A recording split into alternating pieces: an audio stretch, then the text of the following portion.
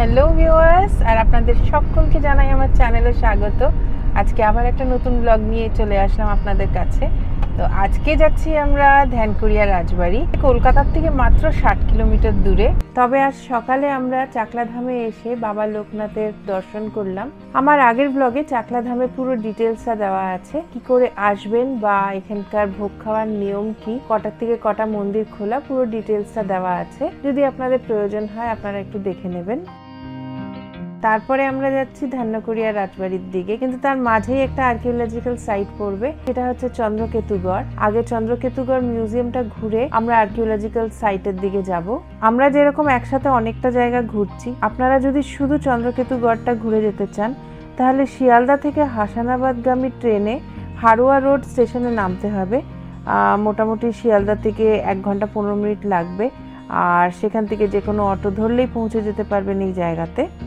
আর যদি by road আসতে চান, কলকাতা থেকে আমরা বারাসাত অবধি এসে ওখান থেকে বসিরহাট রোডটা ধরে নিয়েছিলাম, আর সেখান থেকে দেগঙ্গা, যেটা আমরা অনেকেই শুনেছি নামটা, তার থেকে কিছুটা এগিয়ে গেলেই চন্দ্রকেতুগড় মিউজিয়ামটা পাবো। বেড়াচাপা মোড় তার জাস্ট আগেই, আর আর্কিওলজিক্যাল সাইটটা জাস্ট 1 কিলোমিটার দূরে চন্দ্রকেতুগড় মিউজিয়াম থেকে। তো চলুন আপনাদের সকলকে আগে চন্দ্রকেতু মিউজিয়ামটা ঘুরিয়ে নিয়ে আসি।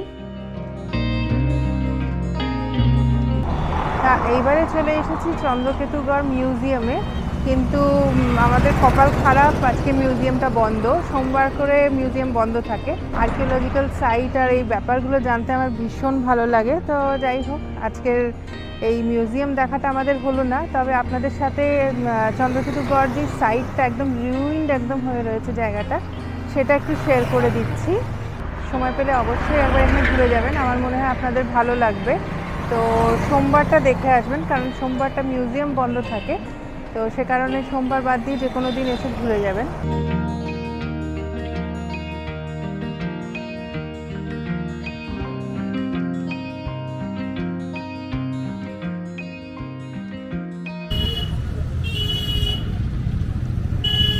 চন্দ্রকেতুগড়, এখানে এখন দেখতে পাচ্ছেন পুরোটাই ধ্বংসস্তূপ রয়ে গেছে।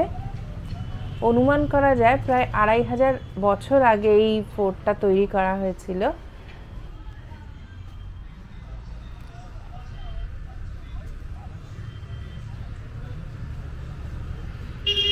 চন্দ্রকেতুগড়, যেটা আনুমানিক 2500 বছর পুরনো, ফেমাস আর্কিওলজিস্ট রাখাল দাস বন্দ্যোপাধ্যায় সবচেয়ে প্রথম আলোকিত করেন এখানে এসে। আর 1909 সালে চন্দ্রকেতুগড়ের মাটির তলা থেকে প্রাক মৌর্য থেকে পাল সাম্রাজ্য পর্যন্ত বহু প্রমাণ পাওয়া যায়। আর যে মিউজিয়ামটা আগে আপনাদেরকে দেখালাম, সেই মিউজিয়ামেই কিন্তু সব এভিডেন্সগুলো রাখা রয়েছে। তবে যেহেতু আমি বললাম আজকে মিউজিয়ামটা বন্ধ, আমরা দেখতে পারলাম না, তো এই সাইটটা আপনাদের সাথে একটু শেয়ার করে রাখছি। ভীষণ সুন্দর।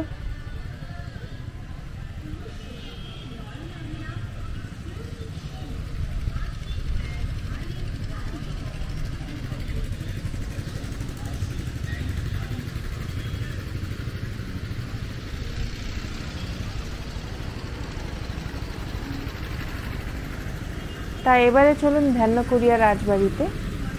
1742 সালে জগন্নাথ দাস এখানে আসেন, আর এসে এখানে খুব সুন্দর রাজবাড়ি তৈরি করেন, এখানে থাকা শুরু করেন। এই জায়গাটা কিন্তু আগে একটা ম্যানগ্রোভের জায়গা ছিল, মানে সুন্দরবনের মতন যেই ম্যানগ্রোভ গাছগুলো এখানে বেশ পাওয়া যেত, একটা ওয়েটল্যান্ড মতন ছিল। তো আজ থেকে 200-250 বছর আগেকার কথা, মানে ভাবলেও যেন কেমন লাগে। আজকে আর ওয়েটল্যান্ড বলে এখানে কিছুই নেই। এখানে এসে এনারা রাজপ্রাসাদ এখানে তৈরি করেন, আর শুধু তাই নয়, এখানকার লোকজনের জন্য অনেক সুবিধে উনি তৈরি করে দিয়েছিলেন, যেরকম স্কুল, তারপরে হাসপাতাল, মন্দির, অনেক কিছুই বানিয়েছেন। তো আমরা শুধু রাজবাড়িটাই আজকে ঘুরবো, তবে আশেপাশের এরিয়াতে গেলে বুঝতে পারবেন ওনাদের তৈরি করা ম্যানশন প্রচুর আছে। ধ্যানকুড়িয়াতে এটা ফেমাস কিন্তু গায়েন রাজবাড়ি বলেও।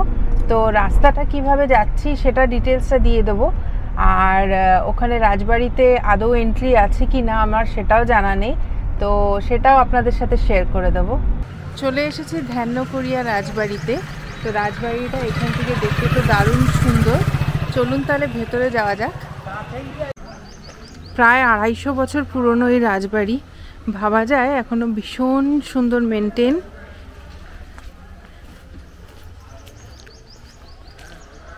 উফ, দারুণ সুন্দর, মন মুগ্ধ করা জায়গা। এখানে কিন্তু অনেকগুলো রাজবাড়ি আছে, আমরা পরপর অনেকগুলো স্কুল দেখলাম, সব এখানকার জমিদার যিনি ছিলেন ওনারাই সব তৈরি করেছেন।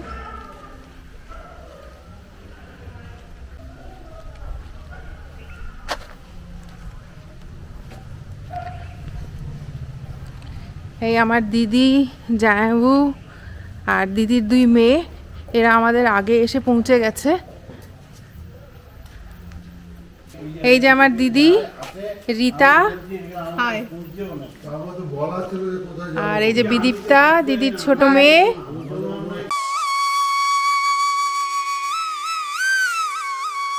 তা এবার চলুন রাজবাড়ির ভেতরটা একটু ঘুরে দেখা যাক।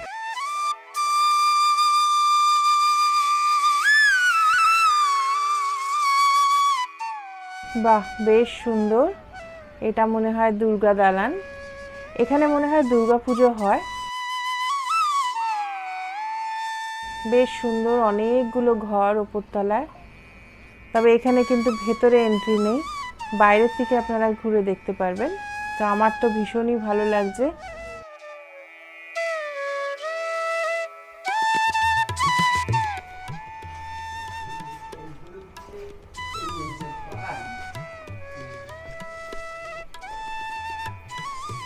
এই যে এই জায়গাটা, এটা দারুণ সুন্দর লাগছে। আমার মনে হয় হাওয়া মহল, চারিধারেই খোলা, হাওয়াটা বেশ ভালো সার্কুলেট করবে বুঝতে পারছি। আর এই দিকটাতে হচ্ছে মন্দির।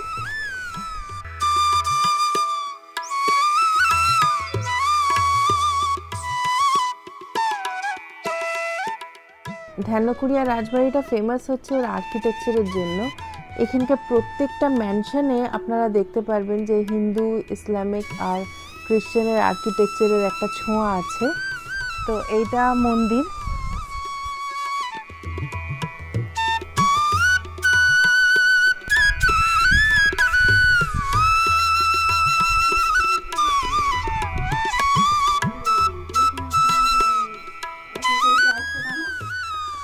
আচ্ছা, এখানেও কি মন্দির আছে রাজবাড়ি? ঢোকা যাবে তো? এই মন্দিরে কি কোনো বিগ্রহ নেই? না, এটা তো রাসমঞ্চ। রাসমঞ্চ, আচ্ছা আচ্ছা আচ্ছা আচ্ছা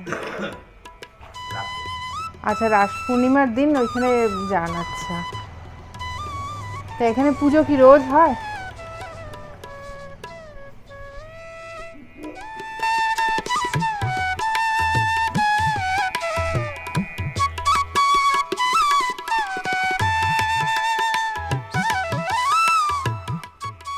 এদিকে রাধাকৃষ্ণের বিগ্রহ।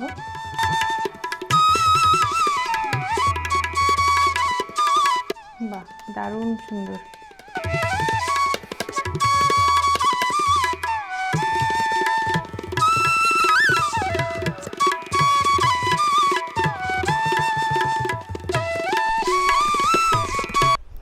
এখানে এনাদের অনেকগুলো রাজবাড়ি আছে। ও একটা মেন রোডের ওপরেও দেখলাম, ওটাও এনাদেরই বাগান বাড়ি। আচ্ছা, আর এখানে এই যে স্কুল টুল সব এনাদেরই তৈরি করা। আচ্ছা, আপনার নামটা কি? আমার নাম বাসব ব্যানার্জি। বাসব ব্যানার্জি, আপনি এখানে থাকেন? আচ্ছা, স্কুল হসপিটাল সব। আচ্ছা আচ্ছা, তো এখন কেউ থাকেন এখানে রাজবাড়িতে? একটা ফ্যামিলি আছে, মানে রাজবাড়িরই এনারা? আচ্ছা, কি নাম? মনোজিৎ গাইন। মনোজিৎ রায়? গাইন, গায়ন, গায়ন, মনোজিৎ গায়ন, গায়ন বাড়ি বলে গায়ন। হ্যাঁ, আচ্ছা।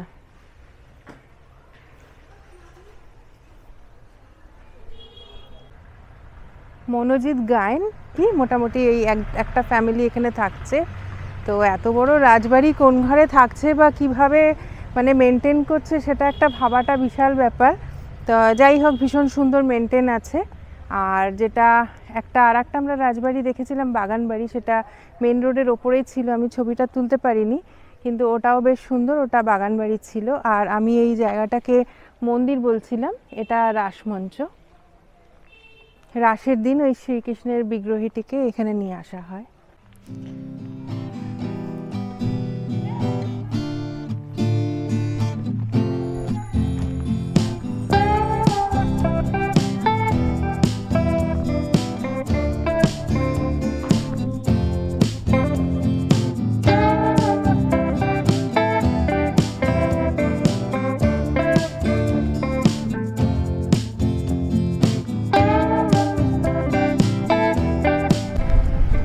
আচ্ছা, বেরোনোর সময় এদের বাগান বাড়িটা ভাবলাম একটু আপনাদের সাথে শেয়ার করি। এই মেন গেট থেকে ডান দিক গেলে আমরা কলকাতার দিকে যেতে পারবো, আর যেহেতু বাগান বাড়িটা এখান থেকে বাদিকে, সেই বাদিকটা একটু ঘুরে আপনাদেরকে দেখিয়ে দিচ্ছি। এই যে এইটাই হচ্ছে বাগান বাড়ি, এনাদের বাগান বাড়ির মেন গেট।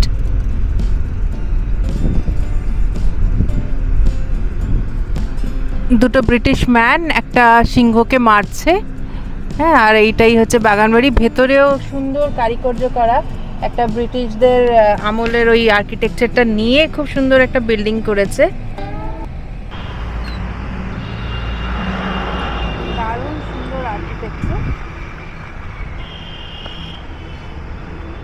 অনেকটা বড় এরিয়া। এই যে সামনে যে বিল্ডিংটা দেখতে পাচ্ছেন, এর পেছনেও পুরো খালি জমি। খুব সুন্দর বিল্ডিংটা।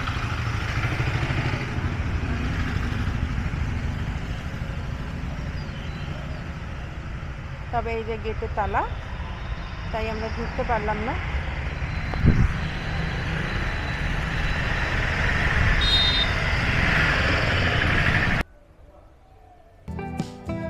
আশা করি আপনাদের ব্লগটা ভালো লেগেছে, আর ভালো লেগে থাকলে কিন্তু অবশ্যই লাইক শেয়ার করবেন, কমেন্ট করবেন, আর যদি সাবস্ক্রাইব করে না থাকেন তাহলে অবশ্যই সাবস্ক্রাইব করবেন।